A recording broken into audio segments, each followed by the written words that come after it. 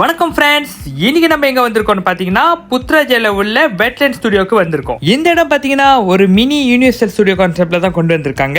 சரி வாங்க உள்ளுக்கு போய் எப்படி இருக்குன்னு நம்ம போய் பார்க்கலாம். இந்த வெட்லேண்ட் ஸ்டுடியோ வந்து பாத்தீங்கன்னா காலையில 10 ல இருந்து 6 மணி மட்டும் நார்மல் டேஸ்ல திறந்திருப்பாங்க. பப்ளிக் ஹாலிடேவோ அண்ட் வீக்கெண்ட் வந்து 10 ல இருந்து 7 மணி வரைக்கும் திறந்திருப்பாங்க. இந்த வெட்லேண்ட் ஸ்டுடியோட சைஸ் பாத்தீங்கன்னா ஒரு 3 மாடி இருக்குமா. இதுக்குள்ள பூந்தோடனே பாத்தீங்கன்னா நல்ல குளிரான ஏக்கன் என்வாயர்மெண்ட் பிளஸ் அந்த ப்ளூ லைட்டிங் வந்து இருட்டுல பாக்குறப்போ ஒரு அவதாரோட படம் பாக்குற மாதிரி இருந்துச்சு. சரி வாங்க டிக்கெட்டிங் பிரைஸ் போய் செக் பண்ணுவோம். மை கார்டு வச்சிருந்த அடல்ட்டுக்கு பாத்தீங்கன்னா 30 வெள்ளி வாங்குறாங்க. கிட்ஸும் வயசானவங்களுக்கும் வந்து பாத்தீங்கன்னா 18 வெள்ளி வாங்குறாங்க. அண்ட் டிசேபிள் உள்ள பர்சனுக்கு பாத்தீங்கன்னா வெறும் 15 வெள்ளி தான் வாங்குறாங்க. நீங்க பூந்த உடனே பாத்தீங்கன்னா ஒரு டீரெக்ஸ் பிளஸ் 4 விலோசிராப்டரோட சிலைகள் இருக்கும். இந்த இடத்துல வந்து நீங்க ஸ்பெசிபிக்கா வந்து போட்டோ எடுத்துட்டா பிறகு வெளியே வரப்ப அவங்க அழகா கழுவி கொடுப்பாங்க. அடுத்தது பாத்தீங்கன்னா இந்த இடத்த செக்மெண்டா பிரிச்சிருந்தாங்க.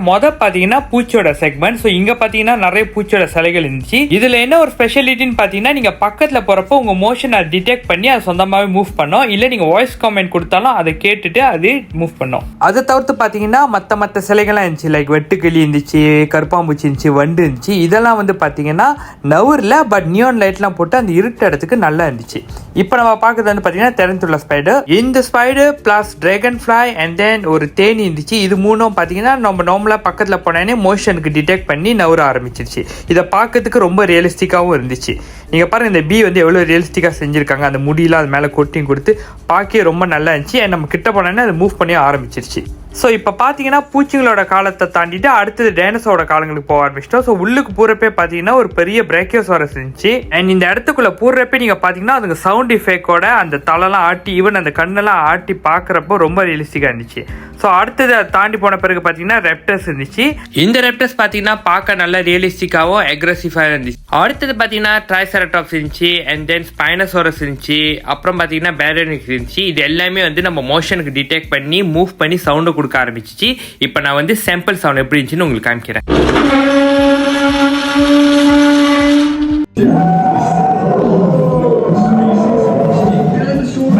இதுக்கப்புறம் பாத்தீங்கன்னா தான் நம்ம மெயின் ஹீரோவே பார்க்க போறோம். நம்ம 2 டீரெக்ஸ் சிலை இங்க வச்சிருந்தாங்க. இந்த டீரெக்ஸ் சிலையும் மோஷனுக்கு பார்த்து மூவ் பண்ணி சத்தமும் கொடுக்க ஆரம்பிச்சிருச்சு.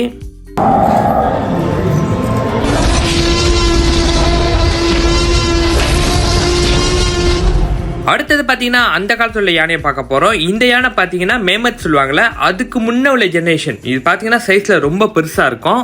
ஆக்சுவலி பாத்தீங்கன்னா இதெல்லாம் கருப்பு மிருகம் இல்லைங்க. பிகாஸ் இதோட ஃபாசில்ஸ் வந்து இன்னும் சில மியூசியம்ல வச்சிருக்காங்க. அதை பேஸ் பண்ணி தான் இது இந்த சைஸ்க்கு இருக்கு சொல்லியிருக்காங்க. நீங்களே பாருங்க மனசை எவ்வளவு சின்னதா இருக்கான்னு அது கூட கம்பேர் பண்றப்ப. ஸோ அடுத்தது பார்த்தீங்கன்னா ஜங்கல் கேட்டகரி. ஸோ இப்போ உள்ள காலகட்டத்தில் உள்ள மிருகங்கள்லாம் எப்படி இருக்குன்னா அந்த செட்டப்பில் வச்சிருந்தாங்க. அண்ட் இவங்க வச்சிருந்த எல்லா மிருகம் பார்த்தீங்கன்னா முக்கால்வாசி மலேசியாவில் கிடைக்கிற மிருகங்கள் தான் வச்சிருந்தாங்க. உதாரணத்துக்கு பார்த்தீங்கன்னா தப்பீர் இருந்துச்சு, மலேசியன் எலிஃபென்ட் இருந்துச்சு, புவாய தும்பாகன்னு சொல்லுவாங்க அந்த முதலையும் இருந்துச்சு. அண்ட் தென் அதுக்கப்புறம் பார்த்தீங்கன்னா மலையன் புலி இருந்துச்சு. ஸோ இது எல்லாமே மலேசியாவில் உள்ள செட்டப்பில் தான் வச்சிருந்தாங்க. அண்ட் ஈவன் பார்த்தீங்கன்னா ஒராங்குத்தான் கூட வச்சிருந்தாங்க. ஓகேங்க, இப்போ நம்ம ஒரு ஃப்ளோ பார்த்துட்டோம். இப்போ அடுத்து வந்து இது மேலே ஃப்ளோ போனால் பேர்ட்ஸை பார்க்கலாம், இல்லை கீழே ஃப்ளோ போனால் கடல் பகுதி போகலாம். ஸோ ரெண்டில் வந்து நான் வந்து மேலே போய் பேர்ட்ஸ்லாம் எப்படி இருக்குன்னு பார்க்க போகிறேன். வாங்க போய் பார்க்கலாம். ஸோ இந்த இடம் பார்த்தீங்கன்னா மோர் டு என்வாயர்மெண்ட் செட்டப் பண்ணியிருந்தாங்க. மேலே வந்து நல்லா ரிலாக்ஸ் பண்ணி உட்காரலாம், அழகான ஃபோட்டோஸ்லாம் எடுத்துக்கலாம். பிகாஸ் வானத்தில் எப்படி இருக்குமோ அந்த மாதிரி செட்டப்லாம் கொடுத்துருந்தாங்க. அண்ட் தென் பார்த்தீங்கன்னா நிறைய பறவைங்க வந்து நியோன் லைட்டில் போட்டு அழகாக இருந்துச்சு சுற்றி. அண்ட் சின்ன பிள்ளைங்க உட்காந்து ஆடுறதுக்கு ஒரு கலரிங் கார்னர் கொடுத்துருந்தாங்க. ஸோ நம்ம சின்ன பிள்ளைங்க கூட அங்கே விட்டுட்டு அவங்க ஆடலாம். அண்ட் தென் மெயினாக நீங்கள் பாத்தீங்கன்னா இந்த இடத்துல வந்து விஆர் செட்டப் இருந்துச்சுங்க. இந்த விஆர் வந்து ஒரு கண்ணாடி மாதிரி இருக்கும். நீங்க உட்காந்துட்டு இந்த கண்ணாடி போட்டீங்கன்னா ஆகாயத்துல பறக்கிற மாதிரி பேர்ட்ஸோட பறக்கிற மாதிரி ஒரு விஷுவல் கிடைக்கும்னு சொன்னாங்க. பட் அன்பார்ச்சுனேட்லி நான் வந்து லஞ்ச் டைமு. ஸோ என்னால் இதில் உட்காந்து டெஸ்ட் பண்ண முடியல. பிகாஸ் அங்கே உள்ள ஆப்ரேட்டர் வந்து அங்கே இல்லை. சரி வாங்க மேலே போய் செக் பண்ணாச்சு. அடுத்தது வந்து கடல் கீழே போய் செக் பண்ணுவோம். இதில் என்னென்ன ஸ்பெஷலான விஷயம் இருக்குன்னு வாங்க போய் பார்க்கலாம். உண்மையை சொன்னாங்க ஒரு ஸ்பெஷலான இடத்துக்கு வந்து ஒரு ஃபீல் கிடைச்சிச்சிங்க. நீங்களே பார்க்கலாம் இந்த இடம் எவ்வளோ அழகா இருக்குன்னு. ஒரு டிஃப்ரெண்டான உலகத்துல இருந்த ஒரு ஃபீல் தான் எனக்கு கிடைச்சிச்சு. பிகாஸ் நீங்க பாத்தீங்கன்னா அந்த இடமே வந்து ஒரு மாதிரி கிறிஸ்டல் மாதிரி இருந்துச்சு. அண்ட் அதை தவிர்த்து பாத்தீங்கன்னா அங்க உள்ள சவுண்டுங்க அழகான ஒரு ஆம்பியன்ஸ் சவுண்டு உண்மையாவே ரொம்ப நல்லா இருந்துச்சு. அண்ட் நான் தனியா வந்தனால இந்த இடத்துல வந்து நான் ஒண்டி இருக்கிற மாதிரி ஒரு ஃபீல் கிடைச்சி. மேபி நீங்க இந்த இடத்துக்கு தனியா வந்தீங்கன்னா கண்டிப்பா ஒரு பெர்ஃபெக்டான மூமெண்ட் நீங்க என்ஜாய் பண்ண முடியும்.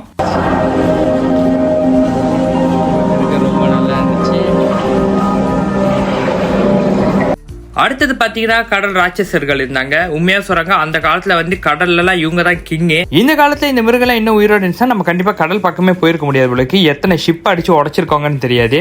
அதுக்கப்புறம் பாத்தீங்கன்னா ஒரு லாங் டனல் வே எப்படி கடல்ல இருக்குமோ அந்த மாதிரி இஃபெக்ட் அந்த லைட்டிங் எல்லாம் போட்டு நம்ம தண்ணிக்குள்ள நடந்து போற மாதிரி ஒரு ஃபீல் கொடுத்திருந்தாங்க. இது பார்க்க ரொம்ப நல்லா இருந்துச்சு. இதுக்கப்புறம் பாத்தீங்கன்னா கடல் பகுதியில இருந்து திரும்பி மேலேயே வந்துட்டோம். அண்ட் ப்ரீவியஸா நம்ம எடுத்த போட்டோ பாத்தீங்கன்னா இங்க கழுவி வச்சிருவாங்க. நீங்க வந்து 25 வெள்ளி கொடுத்து ஒரு போட்டோ அவங்ககிட்ட இருந்து வாங்கிக்கலாம். ஓகேங்க, ஃபைனலா வீடியோ கடைசி கிட்ட வந்துட்டோம். நம்ம எப்படி என்ட்ரன்ஸ்ல பூந்தோமோ அதுக்கு நேர் வழியா நீங்க வெளியேறலாம் இங்க இருந்து.